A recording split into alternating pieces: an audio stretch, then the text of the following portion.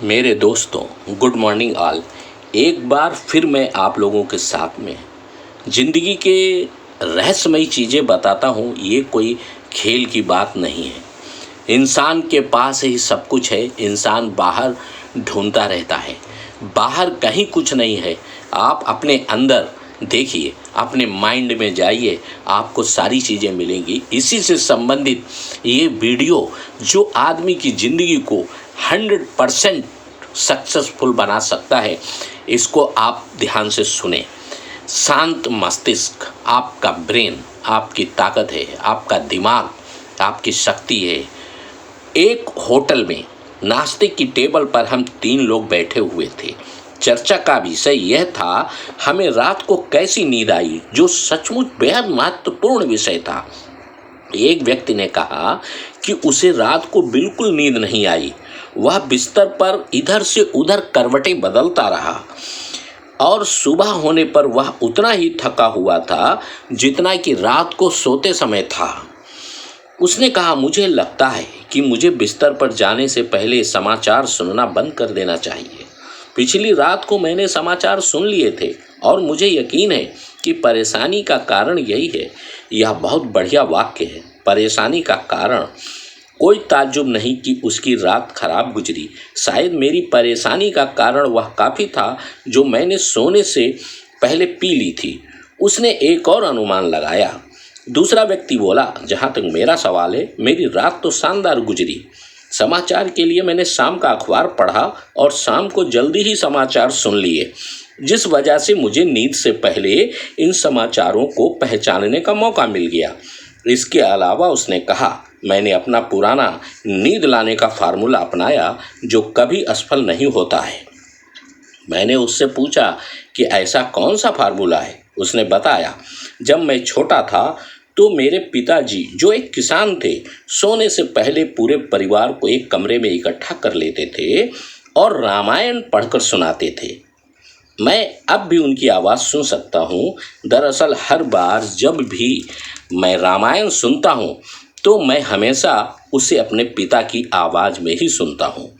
प्रार्थना के बाद मैं अपने कमरे में जाकर गहरी नींद में सो जाता था, परंतु जब मैंने घर छोड़ा तो मेरी रामायण पढ़ने और प्रार्थना करने की आदत छूट गई। बरसों तक मैं केवल तभी प्रार्थना किया करता था जब मैं ट्रैफिक या जाम में फंस जाता था। परंतु कुछ महीनों पहले मेरी पत्नी और मेरे सामने बहुत सी समस्याएं आ गईं और हमने यह फैसला लिया कि हम इन समस्याओं को हल करने के लिए प्रार्थना को आजमाकर देखेंगे। हमें इससे बहुत मदद मिली। इसलिए अब मैं और मेरी पत्नी हर रात सोने से पहले इकट्ठे रामायण पढ़ते हैं और प्रार्थना भी करते हैं। मैं नहीं जानता कि इसमें ऐसा क्या है, परंतु ऐसा करने से मुझे अच्छी नींद आती है और जीवन में पहले से काफ़ी सुधार हुआ है। दरअसल मुझे यह इतना उपयोगी लगता है कि मैं सफ़र करते समय भी जो भी अभी कर रहा हूँ, रामायण पढ़ता हूँ और प्रार्थना करता हूँ। पिछली रात को मैं बिस्तर में गया और मैंने राम जी का भजन पढ़ा। मैंने इसे जोर से पढ़ा और इससे मुझे बहुत अच्छा लगा। वह दूसरे आदमी की तरफ मुड़ा और कहा, मैं जब बिस्तर पर गया तो मेरे दिमाग में परेशानी का कोई कारण नहीं था, मेरे मन में शांति थी। तो यहाँ आपके लिए 2 वाक्यांश हैं, परेशानी का कारण और मन में शांति। आप किसे चुनना चाहेंगे? सबसे बड़ा रहस्य मानसिक नज़रिए को बदलने में निहित है। हमें अपने सोचने के तरीके को बदलना होगा। हालांकि इसमें मेहनत लगती है, परंतु अगर आप ऐसा कर लेते हैं तो आपके लिए बाद का जीवन पहले की तुलना में आसान हो जाता है। तनावपूर्ण जीवन कठिन होता है। आंतरिक शांति से भरा तनाव रहित जीवन इंसान के लिए जीने का सबसे आसान तरीका होता है। मानसिक शांति को हासिल करने में सबसे बड़ा संघर्ष यह है कि आप अपनी सोच को ईश्वर के दिए शांति के उपहार के अनुरूप ढाल लें और उसके बाद में एक दृष्टांत और आप सुनिए। जैसा एक डॉक्टर ने कहा, मेरे कई मरीजों में कोई शारीरिक गड़बड़ी नहीं होती, सिर्फ उनके विचार गड़बड़ होते हैं। इसलिए मैं उनमें से कई मरीजों को एक फेवरेट नुस्खा लिखता हूँ। परंतु यह नुस्खा नहीं है जिसे वे दवा की दुकान से खरीद सकते हैं। मैं जो दवा लिखता हूँ वह रामायण का सार है। मैं अपने मरीजों को यह सार लिखकर नहीं देता, मैं उनसे कहता हूँ कि वे रामायण में खुद इसे ढूंढें। वह यह है, अपने दिमाग को एक बार फिर नया करके खुद को बदल डाले। स्वस्थ और सुखी बनने के लिए उन्हें अपनी सोच को फिर से नया करना पड़ेगा। उन्हें अपने सोचने के नज़रिए को बदलना पड़ेगा। जब वे इस नुस्खे के हिसाब से दवा लेते हैं तो सचमुच उन्हें मानसिक शांति मिल जाती है। इससे स्वास्थ्य और सुख की प्राप्ति में मदद मिलती है।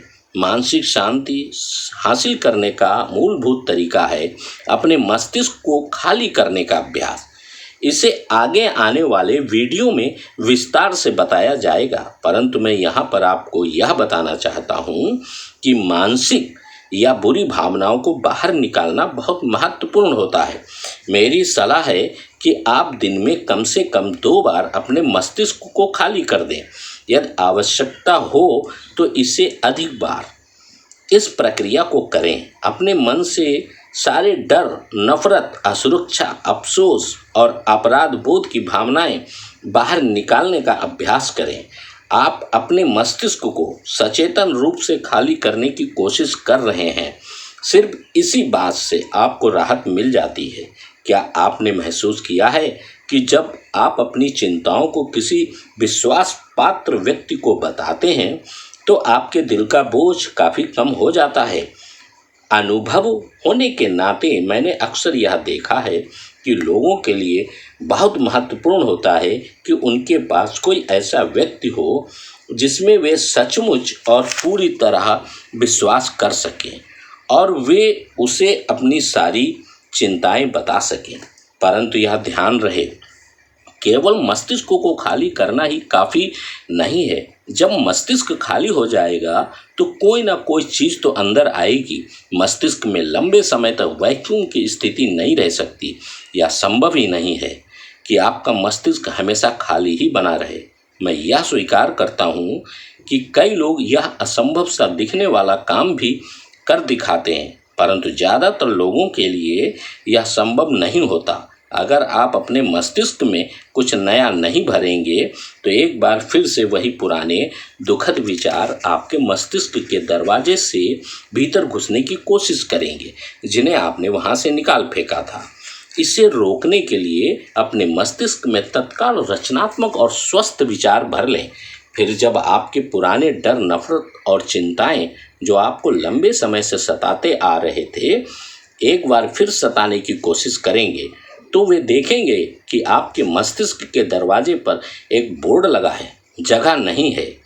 हालांकि वे फिर भी अंदर घुसने की कोशिश करेंगे क्योंकि वे वहां पर काफ़ी लंबे समय से रह रहे हैं और उन्हें वहां रहने की आदत पड़ चुकी है। परंतु अपने जिन नए और स्वस्थ विचारों को आपने वहां बिठाया है वे आपके मस्तिष्क के किले की रक्षा करेंगे और इन बाहरी नकारात्मक शत्रुओं को परास्त कर देंगे।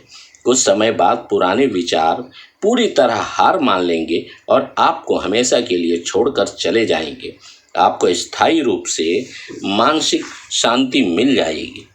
एक सेल्समैन ने मुझे एक घटना सुनाई जो मुंबई ताज होटल के एक कमरे में घटी थी। वह किसी कॉन्फ्रेंस में कुछ बिजनेसमैन दोस्तों के साथ बैठा हुआ था। एक आदमी बहुत तनाव में दिख रहा था। वह नर्वस, झगड़ालू, परेशान था। वहां बैठा हर आदमी उसे अच्छी तरह जानता था और सबको साफ नजर आ रहा था कि वो बहुत नर्वस था। परंतु आखिरकार उसकी चिड़चिड़ाहट से हर आदमी परेशान हो गया। जल्द ही उस नर्वस व्यक्ति ने अपना बैग खोला और अंदर से अरुचिकर दिखने वाली दवा की एक बड़ी बोतल निकाली और उसमें से गिलास में बहुत सी दवा डाल दी। जब उसने पूछा गया कि यह कौन सी दवा है तो उसने कहा, यह दवा मेरी नर्व्स के लिए है। मुझे लगता है कि मैं बिखरने और टूटने ही वाला हूँ। मैं जितने तनाव में हूँ उसमें कोई ताज्जुब नहीं है कि मैं पागल हो जाऊँ। मैं कोशिश करता हूँ कि यह दूसरों को नज़र ना आए, परंतु मुझे लगता है कि आप लोगों ने भी यह भांप लिया होगा कि मैं नर्वस हूँ। मुझे इस दवा को लेने की सलाह दी गई थी और हालांकि मैं इसकी कई बोतलें पी चुका हूँ, परंतु मेरी हालत में जरा सा भी सुधार नहीं हुआ है। दोस्त, बाकी के लोग हंसे। फिर उनमें से एक ने दयालुता भरे स्वर में कहा, दोस्त, मैं यह नहीं जानता कि तुम कौन सी दवा ले रहे हो सकता है कि यह सही हो, शायद यह सही होगी, परंतु मैं तुम्हारी नर्व्स के लिए तुम्हें एक ऐसी दवा दे सकता हूँ जो इस दवा से निश्चित रूप से बेहतर होगी। मैं जानता हूँ, क्योंकि मैं इसी दवा से ठीक हुआ हूँ और मेरी हालत भी तुमसे ज़्यादा खराब थी। उस दवा का नाम क्या है? नर्वस आदमी ने पूछा। दूसरे व्यक्ति ने अपने बैग में हाथ डाला और उसमें से एक पुस्तक निकाली। उस दवा का नाम है रामायण। मुझे पूरा विश्वास है कि यह तुम्हारा इलाज कर देगी। हालांकि तुम्हें अजीब लगेगा कि मैं अपने बैग में रामायण लेकर चलता हूँ, परंतु मैं इस बात की परवाह नहीं करता कि लोग इस बारे में क्या सोचते हैं। मुझे इसमें जरा भी शर्म नहीं आती। मैं पिछले 2 सालों से रामायण लेकर चल रहा हूँ। मैंने इसमें ऐसे प्रसंगों पर निशान लगा रखे हैं जिन्हें पढ़ने से मुझे मानसिक शांति मिलती है। इससे मेरा भला हुआ है और मुझे लगता है कि इससे तुम्हारा भी भला होगा। क्यों ना एक बार कोशिश करके देख लिया जाए। बाकी लोग रुचि के साथ इस असामान्य चर्चा को सुन रहे थे। नर्वस आदमी अपनी कुर्सी में नीचे धंस गया था, यह देखते हुए कि उसकी बातों का लोगों पर प्रभाव पड़ रहा था। वक्ता ने आगे कहा, मुझे एक रात को एक होटल में अजीब अनुभव हुआ जिसमें मुझे रामायण पढ़ने की आदत पड़ गई। मैं बहुत ही तनावपूर्ण स्थिति में था। मैं बिजनेस टूर पर था और एक शाम को जब मैं अपने कमरे में आया तो बहुत ही नर्वस था। मैंने कुछ पत्र लिखने की कोशिश की, परंतु उस काम में मेरा मन नहीं लग रहा था। मैं कमरे में इधर से उधर टहलता रहा। मैंने अखबार पढ़ने की कोशिश की, परंतु इससे मैं और झुलझुला गया। इसलिए मैंने फैसला किया कि मैं नीचे जाकर एक पैग मार लूं, कुछ ऐसा ताकि मैं खुद से दूर चला जाऊं। ड्रेसिंग टेबल के पास खड़े खड़े मेरी निगाह वहां रखी रामायण पर पड़ी। मैंने होटल के कमरों में इस तरह की रामायण देखी थी, परंतु मैंने कभी उनमें से किसी को भी नहीं पढ़ा था। बहरहाल मुझे किसी शक्ति ने प्रेरित किया और मैंने उसे खोला। मैंने जिस पन्ने को खोला था उसमें भजन थे और मैंने उस भजन को पढ़ना शुरू किया। मुझे याद है कि मैंने एक भजन तो खड़े खड़े ही पढ़ डाला। फिर मैं बैठ गया और मैंने एक और भजन को पढ़ा। मेरी रुचि जाग गई थी, परंतु निश्चित रूप से मुझे घोर आश्चर्य भी हुआ था। मैं और रामायण पढ़ रहा था। यह तो हंसने लायक बात थी, परंतु मैं रामायण पढ़ता रहा। जल्द ही मैं रामचंद्र जी की आरती रामचंद्र कृपालु भज मन भय हरण दारुणम भजन पर आया। इसे मैंने बचपन में स्कूल में सीखा था और मुझे आश्चर्य हुआ कि अब भी मुझे उसका ज़्यादातर हिस्सा याद था। मुझे इतना शांति मिली क्योंकि मैं स्पष्ट रूप से उसके बाद में सो गया था और मुझे गहरी नींद आई थी। मैं सिर्फ 15 मिनट सोया था, परंतु जागने पर मैं इतना तरोताज़ा था मानो मैंने एक रात की गहरी नींद ले ली थी। मैं अब भी पूरी तरोताजगी की वह अद्भुत भावना याद कर रहा हूँ। फिर मैंने महसूस किया कि मैं शांत अनुभव कर रहा था और मैंने अपने आप से कहा, यह अजीब नहीं है, मेरे साथ क्या गड़बड़ है जो मैंने इतनी अद्भुत चीज़ से अपने आप को वंचित रखा था अब तक। यह योजना उस व्यक्ति के मामले में काम कर गई। अब वह पहले से अधिक मिलनसार हो गया है, उसकी भावनाएं नियंत्रण में हैं। इन 2 लोगों ने यह पाया कि मन की शांति हासिल करना कठिन नहीं है। आप सिर्फ अपने मस्तिष्क में ऐसे विचार भर लेते हैं जो इस शांत बनाते हैं। अगर आप शांत मस्तिष्क चाहते हैं तो आपको सिर्फ इसमें ऐसे विचार भरने होंगे जो शांति से भरे हों। यह इतनी आसान सी बात है। मानसिक शांति का नज़रिया हासिल करने के और भी कई प्रैक्टिकल तरीके हैं। यह तरीका है आपकी चर्चा के माध्यम से हम किस तरह के शब्दों का प्रयोग करते हैं और हम उन्हें किस टोन में बोलते हैं। इससे भी हम अपने आप को नर्वस, तनावपूर्ण या विचलित बना सकते हैं। हमारे बोलने की वजह से हमें नकारात्मक या सकारात्मक परिणाम मिल सकते हैं। अपने शब्दों से हम शांति भी हासिल कर सकते हैं। शांति हासिल करने के लिए हमें मृदुता से बोलना चाहिए। हम जो शब्द बोलते हैं उनका हमारे विचारों पर सीधा निश्चित असर होता है।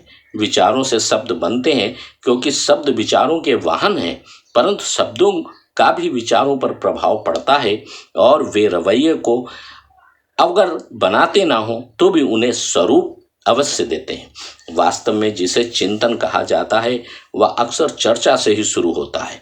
इसलिए अगर हम औसत चर्चा की बारीकी से जांच करें और अनुशासित करें ताकि हम आश्वस्त हो सकें कि इसमें सिर्फ शांतिपूर्ण वाक्य ही हैं, तो इसका परिणाम यह होगा कि हमारे विचार शांतिपूर्ण होंगे और अंततः इस वजह से हमारे मन में शांति भी होगी। हर दिन मौन का अभ्यास मन की शांति हासिल करने की एक और प्रभावी तकनीक है। हर आदमी को 24 घंटे में कम से कम 15 मिनट पूरी तरह मौन रहने का फैसला करना चाहिए। उस सबसे शांत जगह पर चले जाएं जो आप ढूंढ सकते हो और वहां 15 मिनट तक बैठें या लेटें और मौन की कला का अभ्यास करें। किसी से बात ना करें, कुछ ना लिखें, कुछ ना पढ़ें, कम से कम सोचें। अपने दिमाग को न्यूट्रल गियर में डाल दें, अपने दिमाग को निष्क्रिय सोया हुआ बना लें। शुरुआत में तो यह आसान नहीं होगा क्योंकि आपके दिमाग में तरह तरह के विचार आएंगे, परंतु धीरे धीरे अभ्यास करने से आप इस कला में पारंगत हो जाएंगे। अपने मन को पानी की तरह, सतह की तरह समझें और कोशिश करें कि आप इसे इतना शांत बना लें कि इस सतह पर कोई लहर ना हो। जब आप शांत अवस्था हासिल कर लें तो सामंजस्य, सौंदर्य और ईश्वर की उन गहरी ध्वनियों को सुनें जो मौन में पाई जाती हैं। दुर्भाग्य से हम लोग इस कला में पारंगत नहीं हैं, जो बहुत अफसोस की बात है, क्योंकि मौन वह तत्व है जिसने महान वस्तुएं अपने आप को आकार देती हैं। आज की इस पीढ़ी ने कुछ ऐसा खो दिया है जो उनके परदादा जानते थे और जिसने उनके चरित्र को आकार देने में मदद की थी, और वह वस्तु है सघन जंगल या दूर तक फैले मैदानी इलाके का मौन। दूसरी तरफ मौन में उपचार की शांति और स्वास्थ्य प्रदान करने की बहुत शक्ति है। अनुभवी व्यक्तियों का कहना है, मौन की कला का अभ्यास करने वाले मेरे किसी परिचित को मैंने आज तक बीमार नहीं देखा। मैंने यह पाया कि मेरे अपने कष्ट मेरे जीवन में तब आए जब मैंने अपनी अभिव्यक्ति को आराम के साथ संतुलित नहीं किया। अनुभवी व्यक्ति के हिसाब से मौन में आध्यात्मिक उपचार की शक्ति है। हमें पूर्ण मौन के अभ्यास से जो आराम मिलता है उससे हमारे कई मानसिक रोगों का उपचार अपने आप हो जाता है। अपने मस्तिष्क को अधिक से अधिक शांतिपूर्ण अनुभवों से भर लें, फिर योजना बनाकर उनकी यादों में यात्रा करें। आपको जान लेना चाहिए कि शांत मस्तिष्क बनाने का सबसे आसान तरीका शांत मस्तिष्क की रचना करना है। यह अभ्यास से संभव है, जिसमें आपको कुछ आसान सिद्धांतों पर अमल करने की जरूरत है जिन्हें यहाँ बताया गया है। मस्तिष्क तत्काल शिक्षा और अनुशासन पर प्रतिक्रिया करता है। आप अपने मस्तिष्क से जो चाहें वह दोबारा मांग सकते हैं और वह इसे आपको सौंप देगा, परंतु याद रखें, मस्तिष्क केवल वही चीज़ दोबारा दे सकता है जो इसे पहली बार में दी गई थी। अपने विचारों को शांतिदायक अनुभवों, शांतिदायक शब्दों और विचारों से सराबोर कर लें और अंत में आपके पास शांति देने वाले अनुभवों का एक गोदाम होगा जिससे आप अपने मन को ताज़ा और नया कर सकें। यह शक्ति का एक बहुत बड़ा स्रोत होगा। मैंने एक मित्र के साथ एक रात गुजारी जिसका घर बहुत सुंदर था। हमने एक अद्भुत और रोचक डाइनिंग रूम में नाश्ता किया। चारों दीवारों पर एक सुंदर पेंटिंग है जिसमें उस देहाती इलाके के चित्र हैं जिनमें मेरा मेजबान बचपन में बड़ा हुआ था। यह सुंदर पहाड़ियों, शांत वादियों और गीत गाती हुई नदियों का विहंगम दृश्य था। नदियां साफ और चमकदार थीं और चट्टानों के ऊपर से उछलती हुई जा रही थीं। घुमावदार सड़कें सुंदर जंगलों के बीच से लहराती हुई जा रही थीं। छोटे छोटे घर पर इस दृश्य में बिंदुओं की तरह दिख रहे थे। बीच में एक सफ़ेद मंदिर था जिसके ऊपर एक ऊंची राम जी की मूर्ति थी। जब हम नाश्ता कर रहे थे तो मेरे मेजबान ने अपने बचपन के इस इलाके के बारे में बात की और दीवार के चारों तरफ बनी पेंटिंग में रुचि के कई बिंदु दिखाए। फिर उसने कहा, अक्सर जब मैं डाइनिंग रूम में बैठता हूँ तो मैं अपनी याद में इस बिंदु से उस बिंदु तक जाता हूँ और पुराने दिनों को फिर से जीता हूँ। उदाहरण के तौर पर मुझे याद है कि मैं उस गली में बचपन में नंगे पैर चला करता था और किस तरह धूल मेरे पैरों के बीच में महसूस होती थी। मुझे याद है कि मैं गर्मी की दोपहर में नदी में फिशिंग किया करता था और ठंड के दिनों में उन पहाड़ियों पर जाया करता था।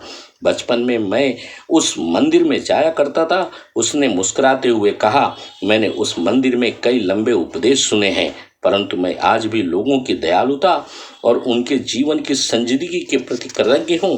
मैं यहाँ बैठकर उस मंदिर को देखकर उन भजनों की याद कर सकता हूँ जो मैंने वहाँ पर अपने माता पिता के साथ इकट्ठे बैठकर सुने थे। मैं बहुत थक जाता हूँ और कई बार मैं नर्वस और तनावपूर्ण हो जाता हूँ। यहाँ बैठने और पुराने समस्या रहित सुखद दिनों में वापस लौटने से मुझे काफ़ी मदद मिलती है। इससे मेरे अंदर कुछ हो जाता है, इससे मुझे बहुत शांति मिलती है। मैं कुछ दिन शांति से लेखन कार्य करने के लिए एक शाकाहारी होटल में गया। वहाँ मुझे मुंबई का एक आदमी मिला जिसे मैं कुछ जानता था। वह बहुत दबाव में रहने वाला था, बहुत मेहनत करने वाला और बेहद नर्वस बिजनेस एग्जीक्यूटिव था। वह चेयर पर धूप में बैठा हुआ था। उसके आमंत्रण पर मैं भी उसके पास बैठ गया और उससे बात करने लगा। मुझे खुशी है कि आप सुंदर स्थान पर आराम कर रहे हैं, मैंने कहा। उसने जवाब दिया, मेरे यहाँ रहने का कोई कारण नहीं है। घर पर मेरे पास ढेर सारा काम पड़ा हुआ है। मैं बहुत दबाव में हूँ। काम का असर मेरे जीवन पर हुआ है। मैं नर्वस हूँ और मुझे नींद नहीं आती। मैं चौंक जाता हूँ। मेरी पत्नी ने दबाव डाला कि मैं यहाँ एक सप्ताह के लिए आ जाऊँ। डॉक्टरों का कहना है कि अगर मैं सही तरीके से सोचने लगूँ और आराम से रहने लगूँ तो मेरे साथ कोई दिक्कत नहीं है, परंतु दुनिया में आप ऐसा कर सकते हैं, उसने चुनौती दी। फिर उसने मुझे एक करुण निगाह से देखा। डॉक्टर, उसने कहा, मैं अगर शांत हो सकूं तो मैं इसके लिए कुछ भी देने के लिए तैयार हूं। दुनिया में मैं किसी भी चीज़ से अधिक मैं मन की शांति चाहता हूं। हमने कुछ बातें की और चर्चा में ये सामने आया कि वह हमेशा चिंता में रहता था कि कुछ बुरा होने वाला है। बरसों तक उसने किसी बुरी घटना की प्रत्याशा में जीवन गुजारा है और उससे लगातार यह डर रहता था कि उसकी पत्नी या उसके बच्चों या उसके घर के साथ कुछ बुरा होने वाला है। उसके प्रकरण का विश्लेषण कठिन नहीं था। उसकी असुरक्षा के दो स्रोत थे, उसके बचपन की असुरक्षाएं और बाद में उसके अपराध बोध के अनुभव। उसकी माँ हमेशा सोचा करती थी कुछ बुरा होने वाला है और उसने अपनी माँ की चिंता की भावनाओं को आत्मसात कर लिया था। बाद में उसने कुछ पाप किए और उसके अवचेतन मस्तिष्क ने आत्मदंड पर जोर दिया। वह आत्मदंड के तंत्र का शिकार बन गया। इस दुखद संयोग की वजह से मैंने इस दिन उसे नर्वस प्रतिक्रिया की उत्तेजित अवस्था में देखा। हमारी चर्चा समाप्त होते समय मैं उसकी कुर्सी के पास 1 मिनट खड़ा रहा। हमारे आसपास कोई नहीं था, इसलिए मैंने थोड़ा हिचकिचाते हुए सुझाव दिया कि आप चाहेंगे कि मैं आपके साथ प्रार्थना करूं। उसने सिर हिलाया और मैंने उसके कंधे पर हाथ रखकर प्रार्थना की, हे ईश्वर, जैसे तुमने बहुत पहले लोगों का उपचार किया था और उन्हें शांति दी थी, वैसे ही अब इस आदमी का उपचार करो। इसे पूरी तरह क्षमादान दो, अपने आप को माफ करने में इसकी मदद करो। इसे इसके पापों से मुक्त कर दो और इसे जान लेने दो कि तुमने इसे माफ कर दिया है। इसे पापों से मुक्त कर दो, फिर अपनी शांति को इसके मन में, इसकी आत्मा में और इसके शरीर में प्रवाहित होने दो। उसने एक अजीब भाव से मेरी तरफ देखा और फिर उसने मेरी तरफ पीठ कर ली क्योंकि उसकी आंखों में आंसू थे और वह नहीं चाहता था कि मैं उन्हें देखूं। हम दोनों ही बड़ी उलझन में थे और मैं उसके पास से चला गया। महीनों बाद मैं उससे फिर मिला और उसने पूछा, उस दिन जब आपने मेरे लिए प्रार्थना की थी तो मेरे साथ कुछ हुआ था। मुझे शांति का अजीब सा अनुभव हुआ और उसने आगे कहा, उपचार का भी।